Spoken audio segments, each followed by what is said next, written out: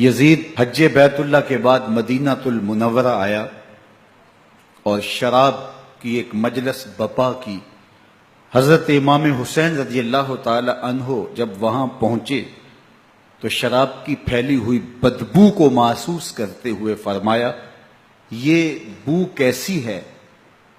تو نشے میں دھت یزید بولا، یہ شام میں بنتی ہے، اور ایک جام منگوایا اور اس کو پیتے ہوئے دوسرا جام حضرت امام حسین رضی اللہ تعالی عنہ کی طرف بڑھاتے ہوئے کہا، ابا عبداللہ لیجئے۔ تو حضرت امام حسین رضی اللہ تعالی عنہ نے فرمایا، میں اس کی طرف دیکھتا بھی نہیں ہوں، اور پھر وہ عشقی اشعار پڑھنے لگا۔ جب یزید کی شراب نوشی کا منظر امام حسین رضی اللہ تعالی عنہ اپنی آنکھوں سے دیکھ چکے تھے تو مجھے بتاؤ یزید کے ہاتھ پہ امام حسین کا پاک ہاتھ کیسے آتا؟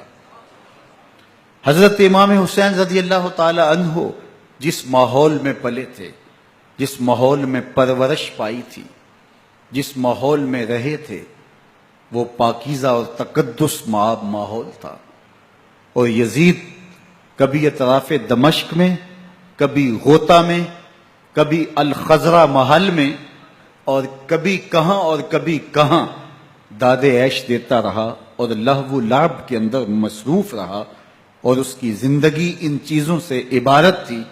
وہ محرمات کو حلال قرار دیتا، شراب نوشی اس کی ہڈیوں میں رچی ہوئی تھی، اور شریعت بیضا کا مذاق اڑایا کرتا، اور حسین ابن علی رضی اللہ تعالی عنہ کی دوستیاں جن لوگوں سے تھی وہ عبداللہ ابن عباس تھے، عبداللہ ابن عمر تھے، حضرت عبد الرحمن بن ابو بکر رضی اللہ تعالی عنہ تھے۔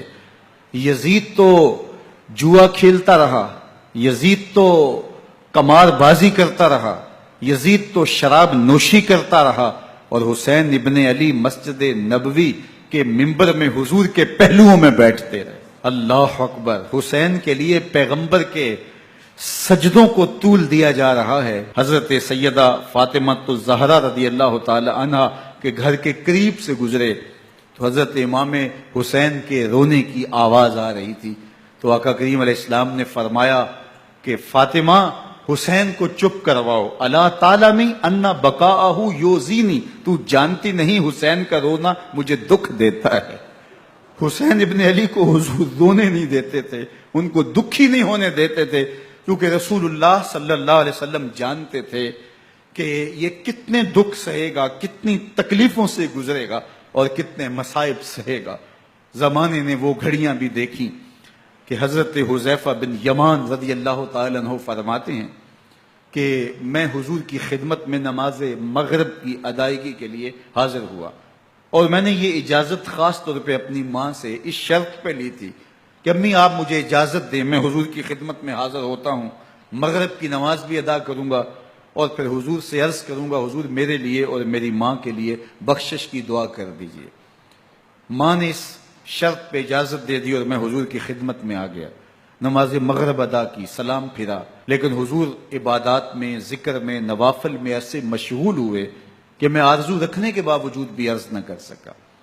خیر، نماز عشاء کا وقت ہوا، اذان پکاری گئی، حضور مصلی پہ آئے، نماز پڑھی، سلام پھرا، اور حضور اٹھے اور کاشانہ اقدس کی طرف چل دیے۔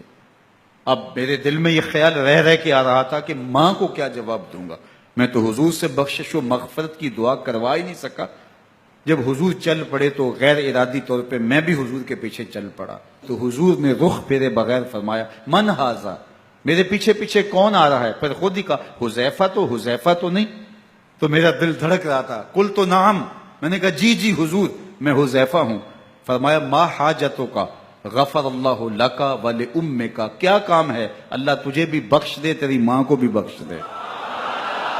اب جو کام تھا وہ جنبش لب سے پہلے ہی ہو گیا، یہاں تو لفظوں کا سہارا بھی نہیں لینا پڑتا، وہ بند لبوں کی بولیاں بھی سنتے ہیں۔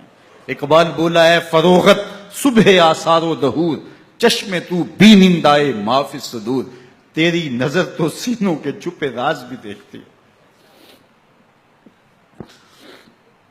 تو کہا، ما حاجتوں کا غفر اللہ لک ولامک، اللہ تجھے بخش دے، تیری ماں کی بھی مغفرت کر دے، کیا کام ہے؟ اب جو کام تھا وہ تو ہو گیا۔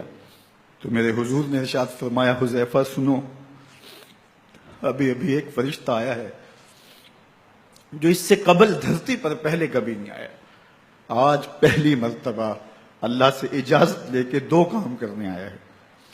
ایک تو مجھے سلام کرنے آیا ہے، اور دوسرا خوشخبری دینے آیا ہے کہ آپ کی بیٹی فاطمہ جنتی عورتوں کی سردار ہے، اور حسن اور حسین جنتی جوانوں کے سردار۔